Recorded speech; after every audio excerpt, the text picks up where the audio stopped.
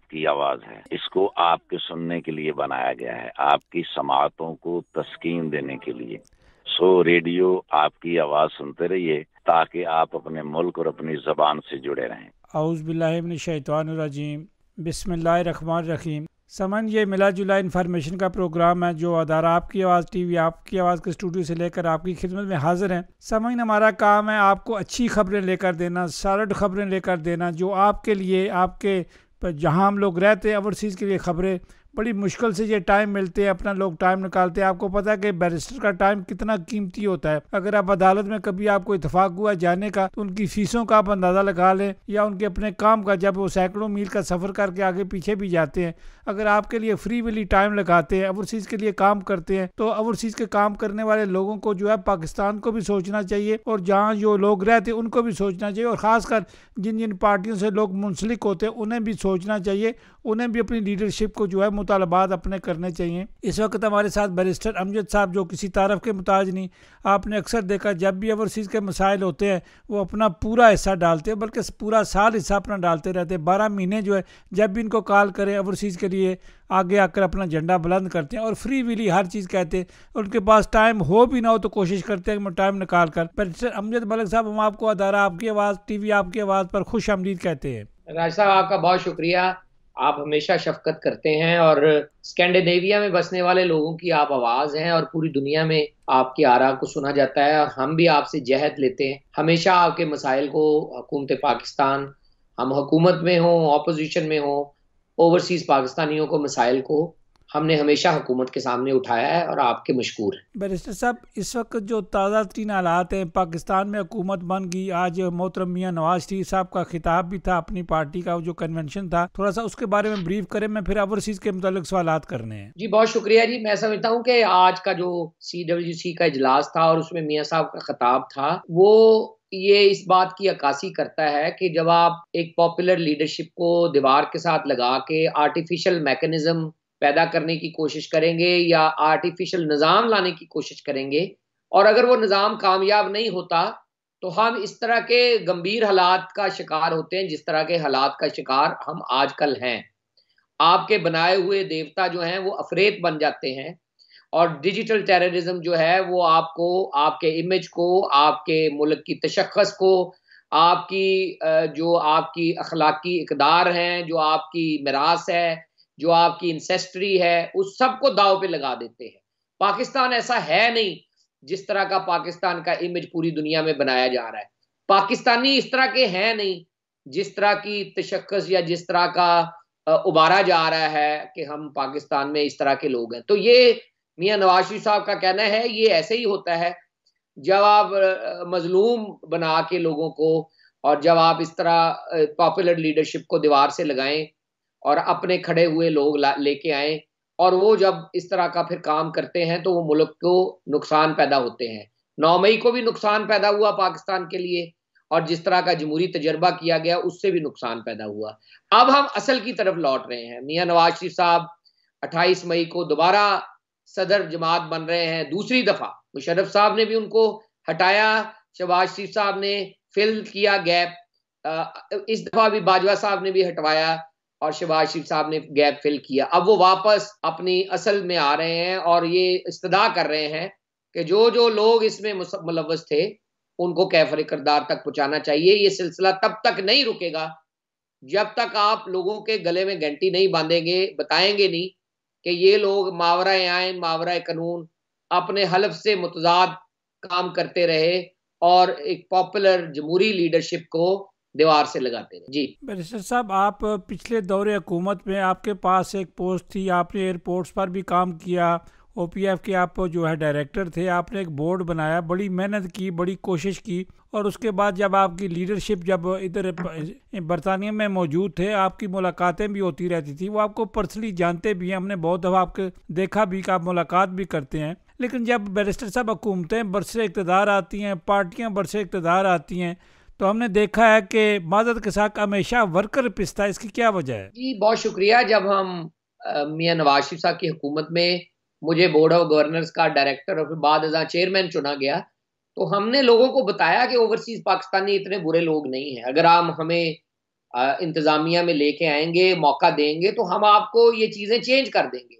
हम अकाउंटेबिलिटी लेके आए, हमने तारकीन वतन की नुमाइंदगी के लिए कोशिश की, हमने कब्जे के खात्मे के लिए ओपीसी तमाम सूबों में ले जाने की बात की, हमने इनके वोटिंग राइट और नुमाइंदगी की बात की, हमने एयरपोर्ट डेस्क बनाए, डेड बॉडीज की ट्रांसपोर्टेशन के लिए एम्बुलेंस सर्विस प्रोवाइड की, हमने वेलफेयर फंड के जरिए लोगों को बिलियंस ऑफ रुपीस जो है वो कॉम्पनसेशन में अदा किए, और साथ साथ लोगों को उनके डोर स्टेप के ऊपर मदद फराहम की, कंप्लेंट सेल बनाया, ओवरसीज एडवाइजरी काउंसिल बनाई। वो तमाम चीजें थी जो हुकूमत गिरने के बाद हम अपने मंशूर में लेके आए। लेकिन पिछली हुकूमत में इमरान खान साहब ने यूरोप में पजीराई बहुत हासिल की, क्योंकि इनको एक पेज की वजह से वो तमाम सफारती सहूलतें मौजूद थी जो तारकीन वतन के साथ राब्ते का बायस बनती हैं, लेकिन उन्होंने उतनी तवज्जो नहीं दी। मसलन 2018 में हमें बोर्ड हमारा खत्म हुआ, 2018 से 2024 तक 6 सालों में बोर्ड ही नहीं बना ओपीएफ का। दोबारा ओपीएफ के चेयरमैन का दफ्तर बंद कर दिया गया, आज तक बंद है, दरवाजा ही नहीं उसका खुला। हमारे दौर में 24 घंटे वो दरवाजा खुला था। फिर इसी तरह ओवरसीज के जो एयरपोर्ट डेस्क है खत्म कर दिए गए ओपीएफ के, कंप्लेंट सेल खत्म कर दिया गया, और डिफरेंट नामों से ओपीसी पंजाब को बंद करने की कोशिश की गई। तो ये वो चीजें हैं। और इमरान खान साहब 26,000 मेंबर होने के बावजूद बरतानिया में 4 साल तशरीफ ही नहीं लाए, उनके मिनिस्टर साहब तशरीफ नहीं लाए, जिससे ये नुकसान हुआ कि ये लोग जो ये समझते थे कि हम अगर इमरान खान साहब को वोट देंगे तो तारकीन वतन के मसाइल के बारे में कोई हिमायत पॉलिसी आएगी, ओवरनाइट कोई जो है मोजे हो जाएंगे, वो कुछ नहीं हुआ। उसका नतीजा ये हुआ कि हमने जो काम किया था वो भी वहीं फ्रीज हो गया, और वापस हम वहीं पहुंच गए जहां हम स्ट्रगल करते हुए थे। अभी भी हुकूमत आई है, नई हुकूमत है, 90 दिन देने चाहिए, देखना चाहिए, लेकिन फेडरल मिनिस्टर लग गया है, सालक साहब आ गए हैं। हम कोशिश करेंगे कि ओपीएफ, ओपीडी और ओपीसी रिवाइव हो, नए जो है खून जो है शामिल किया जाए, ओवरसीज से थिंक टैंक में लोग लाए जाएं, और ओवरसीज कन्वेंशन मुकर्रर हो, ताकि हमारे बारे में ऐलानात हो, हमारी तारकीन वतन की सीटें जो मंशूर में वादा है उसका ऐलान किया जाए, कॉन्स्टिट्यूशनल पैकेज दिया जाए, दोहरी शहरियत के ऊपर जो अभाम है उसको खत्म किया जाए। हमें ये जो गद्दार गद्दार कहा जाता है कि जी हलफ ले लिया है तो पता नहीं क्या कर दिया हमने, तो ये इसका पार्लियामान में बहस हो, कानून साजी हो, कब्जे के लिए खात्मे के लिए अदालतें बने, हमारे वोटिंग राइट के ऊपर पेशरफ्त हो, हमारे लिए ओवरसीज डेस्क, फैसिलिटेशन डेस्क, और तमाम सूबों में ओपीसी पंजाब के दफ्तर बने, और तमाम जगहों पे थिंक टैंक बनाए जाएं जहां में 100 के करीब ओवरसीज पाकिस्तानी हर सूबे में अपनी खिदमात अंजाम दें, और डिस्ट्रिक्ट्स में अपने नुमाइंदे बनाएं, जिससे हमारी कोई 50% शिकायत जो है वो दूर हो जाएंगी। और डेड बॉडी ट्रांसपोर्टेशन के ऊपर इतना हमें प्रॉब्लम है, ओवरसीज बैंक ना होने की वजह से हमें हुंडी में पैसे भेजने वालों के लिए प्रॉब्लम है, डायरेक्ट बैंकिंग का इशू नहीं है, और फिर फ्लाइट ना होने की वजह से हमें बहुत प्रॉब्लम है, फोन टैक्स की वजह से हमें प्रॉब्लम है। ये तभी हल होंगे जब हमारे लोग वहां बैठे होंगे, जब हमारे लोग जो हैं जहां फैसले होते हैं वहां बैठे होंगे, तभी ये मसाइल हल की तरफ जाएंगे। बैरिस्टर साहब, हमारे लोग से क्या मुराद है? आपने दोहरी शरीयत की बात की, आपने दोहरी शरीयत के लिए आपने खुद कितनी कोशिश की। जब हम डेनमार्क के लिए दोहरी शरीयत का मुतालबा कर रहे थे, आपने हमारे साथ आवाज़ बुलंद की, आपने अपने लीडरान से बात की। आप ही के दौर में, नवाज शरीफ साहब के दौर में ये दोहरी शरीयत का ऐलान हुआ, कानून पास हुआ, सारा कुछ हुआ।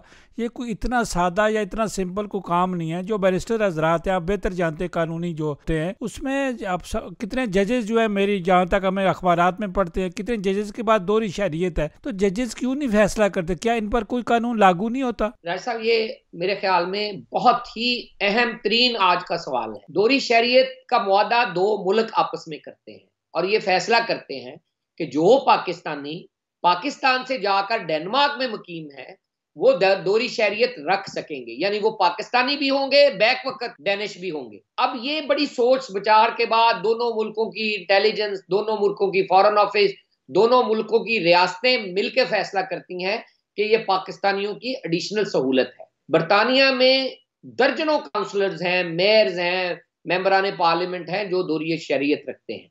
जब हम पाकिस्तान में दोहरी शरीयत की बात करते हैं तो दोहरी शरीयत ऑफिसर्स के ऊपर उसका डिफरेंट कानून लागू होता है। अगर आप पाकिस्तान में किसी ऑफिसर ने दोहरी शरीयत ली है तो आप अपना कानून सख्त करें, कि जी जज के पास नहीं होनी चाहिए, या फॉरेन मिनिस्टर के पास नहीं होनी चाहिए, या जर्नैल के पास नहीं होनी चाहिए, या होनी चाहिए नहीं होनी चाहिए, इसके ऊपर आप अपनी बहस करें जो भी करना है। लेकिन आप ये मुल्क से बाहर जो काम करने के लिए जाते हैं या दूसरे मुल्कों में सुकूनत पजीर हैं, आप उनको इस तरह लान तान ना करें, इससे जलील ना करें उनको।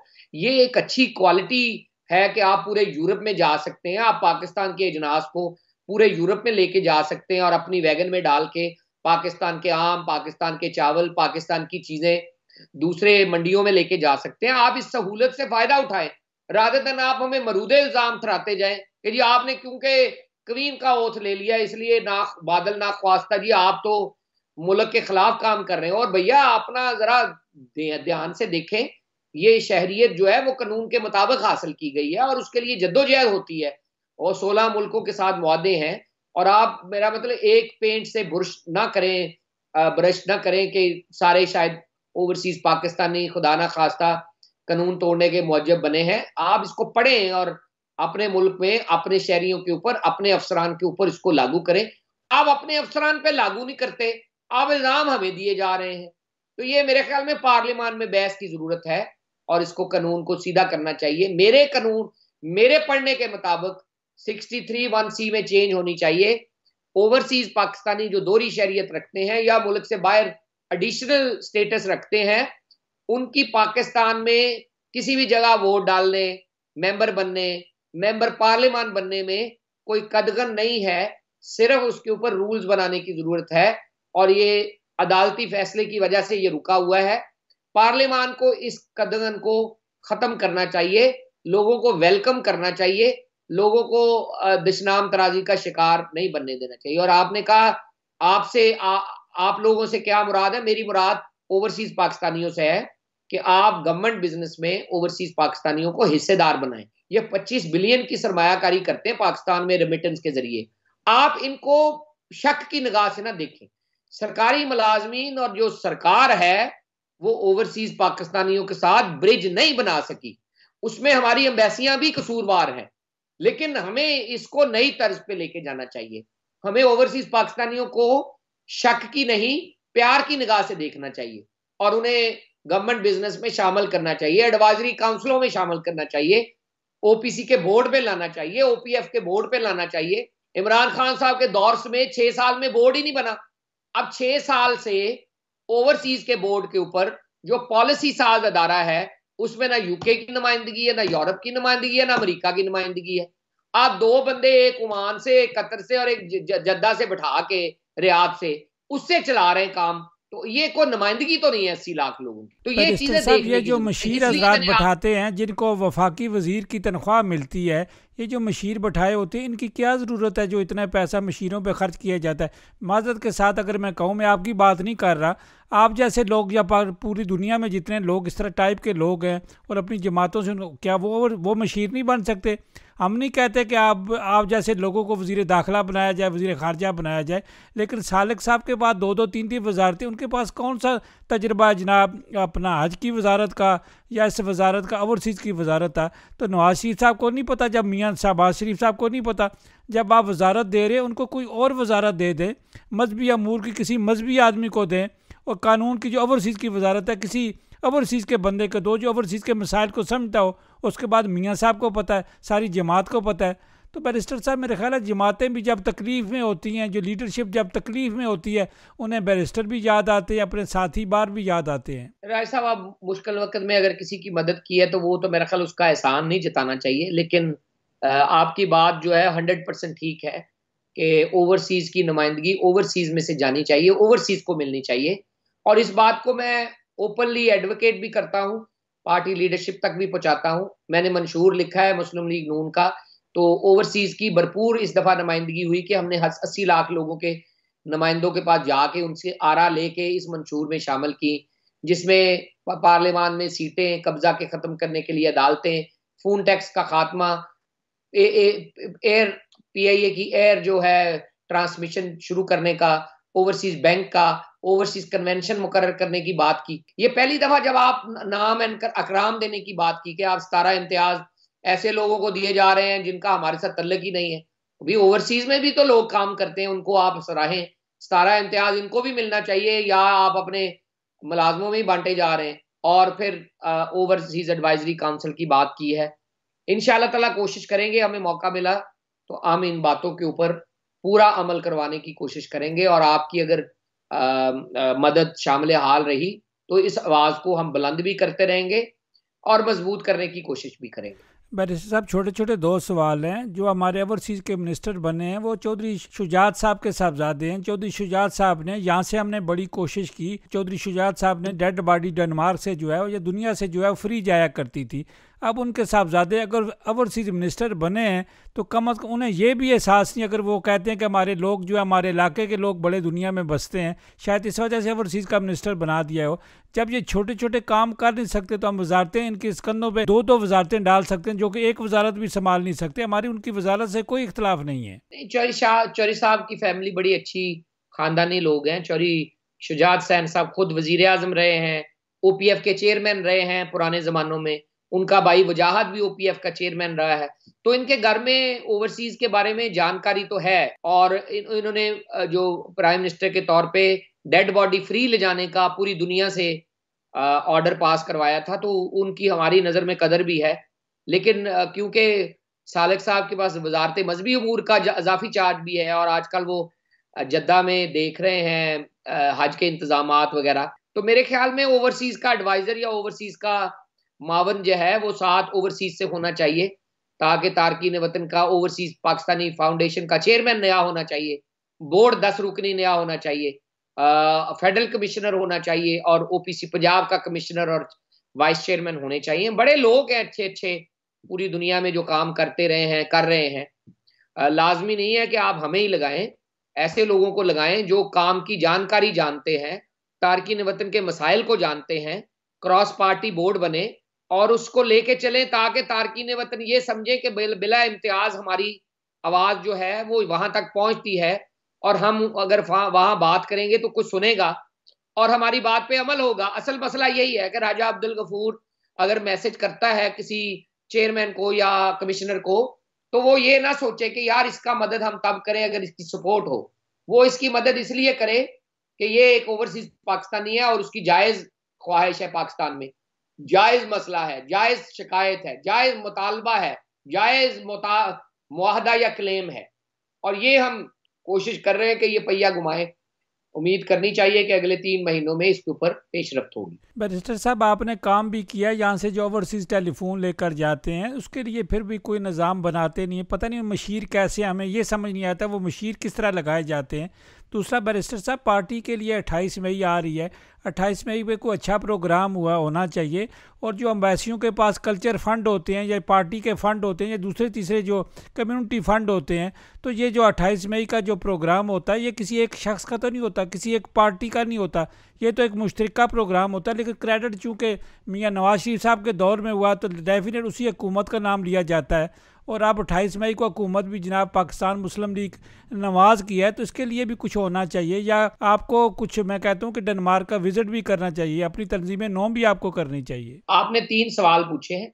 28 मई को जी हम जोशो खरोश से मनाते हैं, और मैं हमेशा पूरी दुनिया से अपने डायस्पोरा को लेके जूम कॉन्फ्रेंस करवाता हूँ। कोशिश करते हैं कि सागडार साहब उसको एड्रेस करें। इस दफ़ा मियाँ साहब को भी दावत दी थी, लेकिन मियाँ साहब खुद जनरल काउंसिल का इजलास लीड करेंगे लाहौर में, मॉडल टाउन में, और 28 मई की तकरीर करेंगे। तो पाकिस्तान में जनरल काउंसिल का इजलास हो रहा है बहुत बड़ा। दूसरा, हमारी सरकार ने या रियासत ने 28 मई को उस तरह लिया नहीं है। नवाज शरीफ के दौरे हुकूमत में एडमी धमाके होने की वजह से जब उनके खिलाफ नफरत उबलती है तो उसी में यौम तकबीर भी रगड़ा जाता है। मेरे ख्याल में यौम तकबीर एक बहुत बड़ा डिटेरेंट है पाकिस्तान की सालमियत के लिए, पाकिस्तान की आज़ादी के लिए, पाकिस्तान की हफाजत के लिए। उसको नवाज शरीफ स्पेक्ट्रम ना देखें, उसको रियासती बका के लिए देखें, और पूरी दुनिया में मनाया जाना चाहिए, और पूरी दुनिया में हमारे सफारत खानों में उसके ऊपर आगही कैंपेन करनी चाहिए, और छोटी मोटी तकरीबात का एहतमाम करना चाहिए। हमारे सफारत खाने उस दिन सो जाते हैं, और 28 मई जो है मनाया नहीं जाता, रियासत के तौर पे मनाया नहीं जाता। बड़े दुख की बात है। और आखिर में हम अपने तौर पे रीऑर्गेनाइजेशन कर रहे हैं। 15 मुल्कों में इस साल रीऑर्गेनाइजेशन होगी और डेनमार्क भी हमारी लिस्ट में है। स्वीडन का दोबारा चैप्टर लग चुका है, तो इंशाल्लाह ताला डेनमार्क, नॉर्वे भी इस साल के आखिर तक दोबारा रीवैम्प किए जाएंगे और हम सदर और जनरल सेक्रेटरी से राब्ते में हैं और इंशाल्लाह ताला बेहतर निज़ाम और बेहतर तंजीम लेके आएंगे और आपकी आरा शामिल हाल रहेंगे। बैरिस्टर साहब, आखिरी सवाल। बैरिस्टर साहब, आपने इसहाक डार साहब का जिक्र किया, अगर मैं सवाल करूं एज ए क्लाइंट आपसे, आप बैरिस्टर हैं, तो जो काम अपना इसहाक साहब अपने करते हैं, जो डार साहब करते हैं, अगर वजारत खारजा को छोड़कर तो जो काम वो ओवरसीज़ के लिए करते हैं, जो पोस्ट उनके पास इतनी बड़ी है, तो आप इसके अहल नहीं हैं या आपको आता ही नहीं है? आप नहीं, मैं उनका सेकंड इन कमांड हूँ। मुझे उन्होंने सीनियर वाइस प्रेसिडेंट लगाया हुआ है और शुक्र अल्हम्दुलिल्लाह हम अच्छे तरीके से एक हैंड इन ग्लव काम कर रहे हैं, बहुत अच्छी टीम की तरह काम कर रहे हैं। हमारा एक साबिक MNA जो दुबई का सदर है, नूरुल हसन तनवीर, वो जनरल सेक्रेटरी है, मैं सीनियर नायब सदर हूँ और डार साहब सदर हैं, तो सारा काम मैं देख रहा हूँ उनका एज चीफ कोऑर्डिनेटर। तो कोई इशू नहीं है हमारा आपस में और फिजिकली काम सारा मैं देख रहा हूँ, कोई मसला नहीं है। वो अलामती होगा अगर मैं, आप जो कह रहे हैं कि जी मैं सदर बन जाऊं, तो सदर का उनका होना अच्छी बात है क्योंकि उनकी डायरेक्ट एक्सेस है नवाज शरीफ साहब तक, शहबाज शरीफ साहब तक, मरियम नवाज शरीफ साहब। उनका होना बायसे रहमत समझे कि हम उनके जरिए तमाम लीडरशिप को पकड़ सकते हैं। अगर लेट से हम वो सदारत आगे पीछे करें तो शायद हमारा वो कनेक्शन ना हो लीडरशिप तक जो इस वक्त हम कनेक्शन जो है एंजॉय कर रहे हैं। बैरिस्टर साहब, चलते चलते जिन ममालिक में हम रहते हैं, इन ममालिक में जो वर्कर है, पार्टी वर्कर के बात सुनती है, तो पाकिस्तान वाहिद मुल्क है जो सियासतदाना का अपने पार्टी वर्कर की नहीं सुनते, वर्कर उनकी सुनते हैं। नहीं, मेरे ख्याल में प्रॉब्लम हमारा ये है कि ओवरसीज जो जहां आती है बात, वहां हमारा 3 लोगों का काम है, एक सफारत खाने का, एक पॉलिटिकल सेगमेंट का पार्टी का, एक लीडरशिप का और सरकार का। पीछे सरकार और सफारत खाना एक जगह। सरकार और सफारत खाने में हम सिर्फ एक दूध देने वाली गाय है। पार्टी में हमें जब ऑपोजिशन में होते हैं तो बहुत अच्छे लगते हैं ओवरसीज वाले, हुकूमत में आ जाते हैं तो नुक्ता नजर बदल जाता है। और तीसरा है लीडरशिप। ये लीडरशिप का काम है कि हमारी वहां नुमाइंदगी बनाए और हमारे ऊपर जो रेड टेप लगी हुई है उसका खात्मा करे। हम ना इलेक्शन लड़ सकते हैं, हम ना वहां जज बन सकते हैं, ना हम सरकार में जा सकते हैं।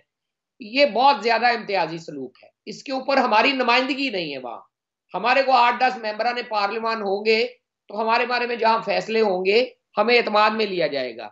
हमारे बारे में हमारी एब्सेंस में फैसले होते हैं, हमें एतमाद में नहीं लिया जाता। तभी मैं कहता हूं कि 1000 रुकनी थिंक टैंक पाकिस्तान में काम करेगा।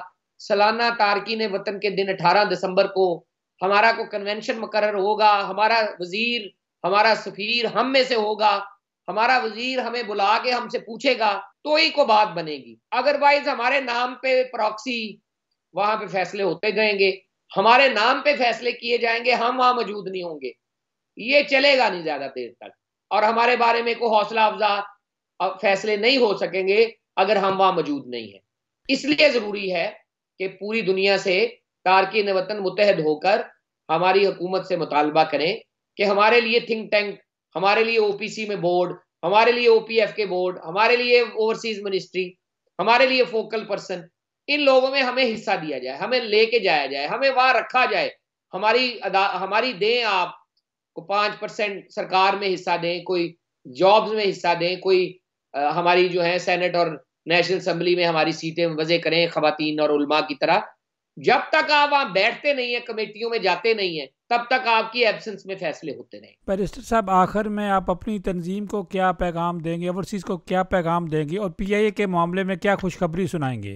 PIA इस साल इंशाल्लाह ताला direct flight operation UK Europe से अगस्त तक आगाज कर देगी। इंशाल्लाह ताला उम्मीद की जानी चाहिए, बहुत सारा काम हो चुका है। अपनी तंजीम को मैं यही पैगाम दूंगा कि जब आप लगते हैं, ये 2 साल की मुद्दत आंख झपकते खत्म हो जाती है। आपको अहदाफ दिए गए हैं, आपको नेशनल डे मनाने की जो है वो टास्क दिया गया है, आपको महीनावार मीटिंग करने का टास्क दिया गया है। आपका किरदार एक सबको साथ लेकर चलने वाला है। आप अगर रजाई के नीचे, बेड के नीचे घुस जाएंगे तो कोई और आके काम नहीं करेगा आपका। आपको इन लोगों के साथ बैठना होगा, नुमाइंदगी देनी होगी, लोगों की बात सुननी पड़ेगी और लोगों की बात हम तक हमारे जरिए लीडरशिप तक पहुंचानी पड़ेगी। लोग ओहदा लेके भूल जाते हैं कि ये ओहदा खत्म भी होना है, और वो सारी उम्र के वो समझते हैं कि हम बन गए और सदर जनरल सेक्रेटरी सारी उम्र ही रहेंगे। ये सारी उम्र वाला चक्कर खत्म हो गया है। ये 2 साल बाद बदल जाएंगे और 2 साल बाद नई क़यादत आएगी। काम करेंगे सराहा जाएगा, नहीं काम करे जाएंगे तो नए लोग आ जाएंगे। यही मेरा पैगाम है कि आप अच्छी याददाश्त छोड़कर आगे जाएं, ताकि लोग आपको याद रहें, याद रखें कि हमारा कोई फलां सदर होता था, उसने ये काम करवाया था। हुकूमत में थे तो ये काम करवाया था, ऑपोजिशन में थे तो हमारी चिट्ठियां हुकूमत तक जाती थी। सफारत खाने के साथ हमारे तल्लुकात बेहतर करने में अपना किरदार अदा किया। ये करने वाले काम हैं, ये बातों से नहीं होंगे। बैरिस्टर साहब, हमारे एक साथी हैं हमारी टीम के, तो किर्गिस्तान में होते हैं आजकल। जो किर्गिस्तान में हो रहा है तो खबरें बड़ी गर्म हैं। तो सबसे पहले हमारे साथी ने खबर ब्रेक की तो उसके पीछे अब सारा मीडिया भागता है। तो जब उन्हें फ़ोन करना जब पड़ जाए तो पाकिस्तान में उनका फ़ोन भी कोई नहीं उठाता। नहीं, वो हमने रात जब खबरें आई तो मामला जो है डार साहब के साथ, इसहाक डार साहब फॉरेन मिनिस्टर भी हैं, उनके साथ उठाया था। और जो किर्गिस्तान के जो सफ़ीर हैं उन्होंने अपना बयान जो है वो जैगम साहब ने रिकॉर्ड करवाया था। मैंने आपसे शेयर किया है, आप चला भी सकते हैं। और इमरजेंसी नंबर उन्होंने वजह किया है, इशू किया है, और लोग उस पे अपना पैगाम और मैसेज कर सकते हैं, अपने जानने वालों चाहने वालों के बारे में खैरियत दरियाफ्त कर सकते हैं। किर्गिस्तान हमारा सफारत खाना तेज़ी से लोगों के साथ राब्ते में है। नंबर आपको मैंने शेयर कर दिए हैं, आप अपनी स्क्रीन पे चला दीजिएगा और उनका पैगाम भी एम्बेसडर का चला दीजिएगा। इस तरह के इक्का दुक्का वाक़यात दुनिया में हो जाते हैं। सफारत खाने को अलर्ट वक्त पे किया गया है और वो इसके ऊपर मामलात को देख रहे हैं। इंशाअल्लाह ताला जो विक्टिम्स हैं या जो अग्रीव्ड हैं उनके साथ राब्ता साजी हो जाएगी, और अगर पाकिस्तान आना चाहते हैं तो उनकी सेफ ट्रांसपोर्टेशन, सेफ जो है वापसी जो है वो यकीनी बनाई जाएगी। मैं आपको यकीन दिलाता हूँ कि पूरी दुनिया में कहीं भी इस तरह का कोई वाक़या होता है तो हमारा फॉरेन ऑफिस बड़े मंजे सियासतदान और सफारतकार हैं जिनको लीड एक सियासतदान कर रहे हैं। तो इंशाअल्लाह ताला मामला उसी वक्त देखा जाता है। आप लोग जब मीडिया वाले आवाज़ उठाते हैं तो वो आवाज़ रायगा नहीं जाती, उस पर बड़ी तेज़ी से अमल होता है। जी बहुत शुक्रिया जी बैरिस्टर साहब, आपका बहुत शुक्रिया, आपने कीमती टाइम हमारे साथ शेयर किया। पाकिस्तान जिंदाबाद। पाकिस्तान जिंदाबाद जी, थैंक यू जी।